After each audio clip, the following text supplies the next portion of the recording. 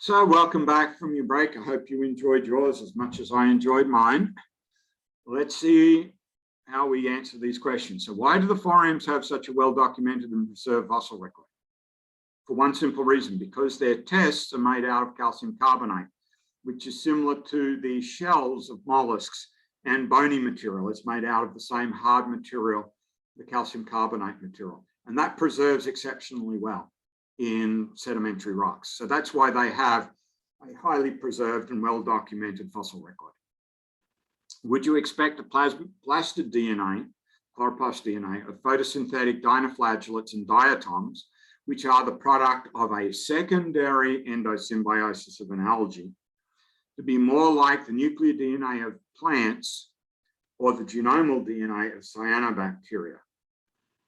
The answer is the genomal DNA of cyanobacteria. If the chloroplasts, if the plastids of dinoflagellates and diatoms are the product of a secondary endosymbiosis of an algae, which got its chloroplast as a consequence of a primary endosymbiosis of a cyanobacterium, then the plastid DNA should be more similar to the cyanobacteria. In fact, it should be cyanobacterial in origin,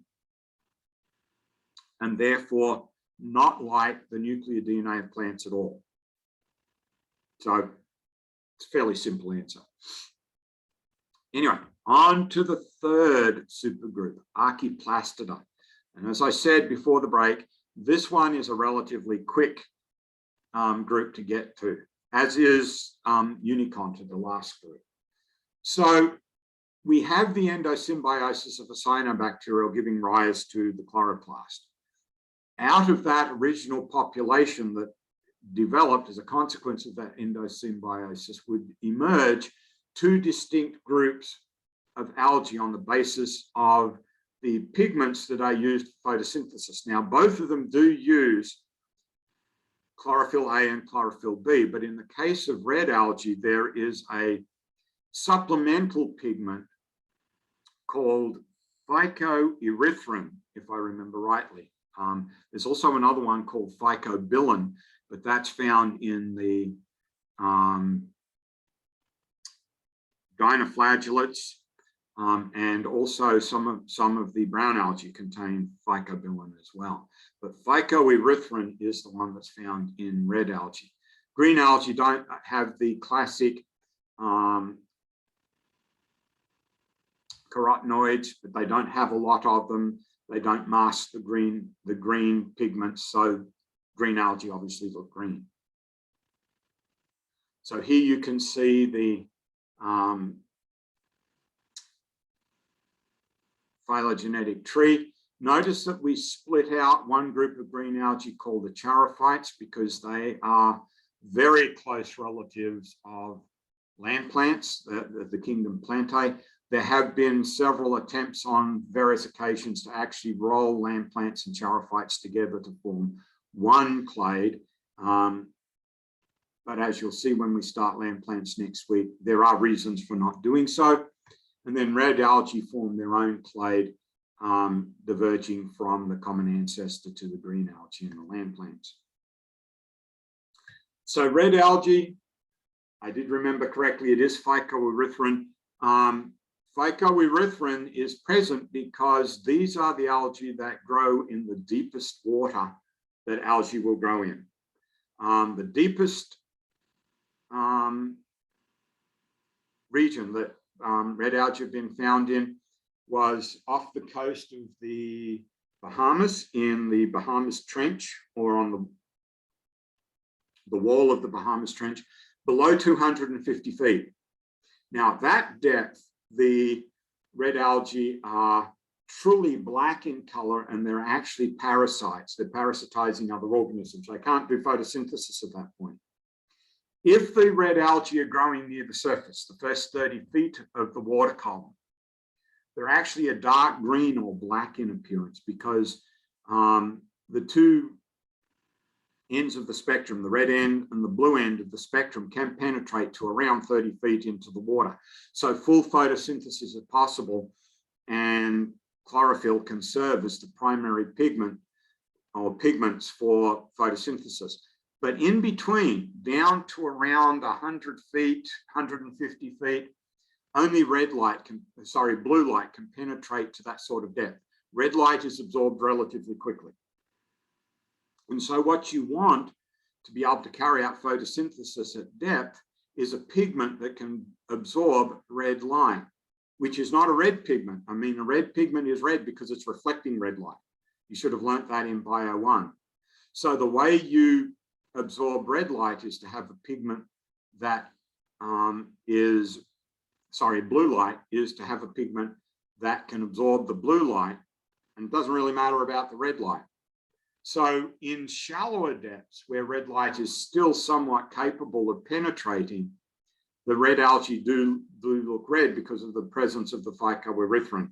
The phycoerythrin is actually absorbing blue light, not red light. It's the blue light that penetrates, and it's blue light that is driving photosynthesis at those depths. So here you can see a number of different red algae. So this is a relatively deep water red algae. This is actually what is referred to as a coralline red algae.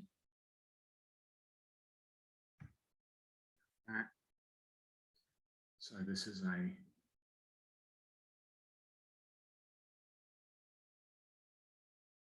coralline red. And the reason why is because it extracts calcium carbonate.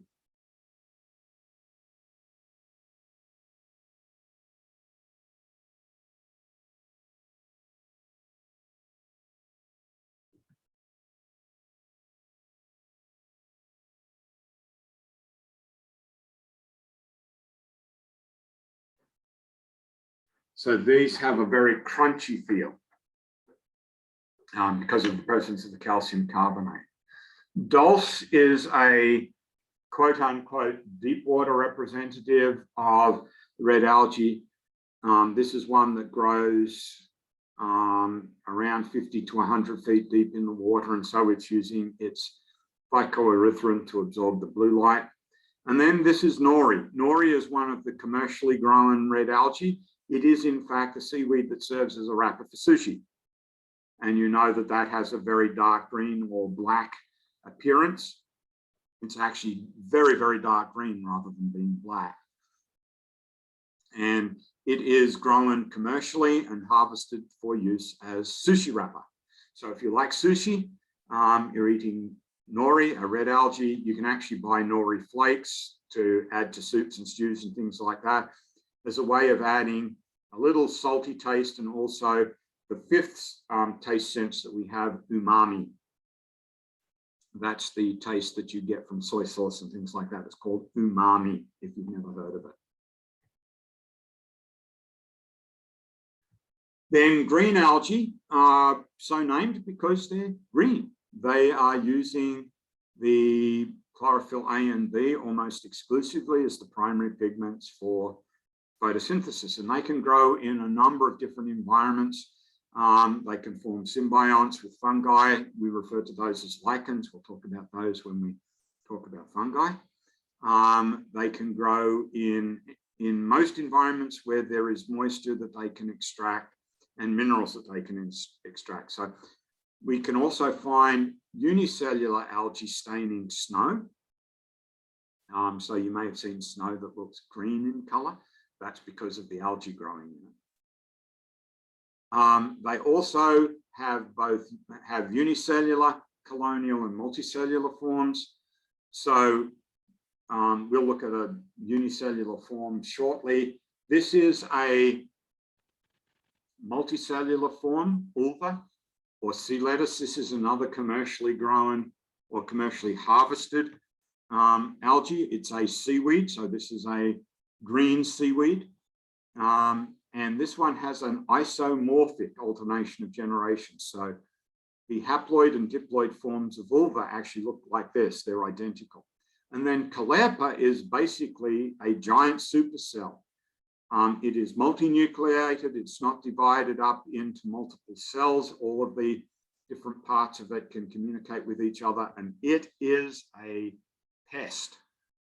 It was grown in the aquarium trade because it was attractive and easy to grow in aquariums. What was not realized is that while this is a tropical algae, the particular strain that was popular in the aquarium trade was actually adapted to colder water. And unfortunately, it's been released into the wild, and it now has become a plague in certain areas. So in the Mediterranean, it's basically taken over the whole of the northern Mediterranean region across the southern coast of Europe and displaced the native seagrasses that have been breeding grounds for fish that are economically important to the fishing industry. A small infestation was discovered in San Diego Bay. Fortunately, it was discovered in time to be dealt with as a local infestation and killed off using some very strong chemicals that can kill pretty much anything that they come in contact with. It is also found in plague proportions or near plague proportions off the southern coast of Australia, off the state of Victoria, and they actually hold scuba diving days when scuba divers come and try and collect as much calepa as they can in 3 or 4 hours of scuba diving continuously to try and keep it in check. There's no way that it can be eliminated, but they're just trying desperately to keep it in check. So different types of green algae with different sorts of behavior, but the vast majority of algae that belong to the chlorophyta are unicellular. So a classic example is Chlamydomonas. So this is Chlamydomonas.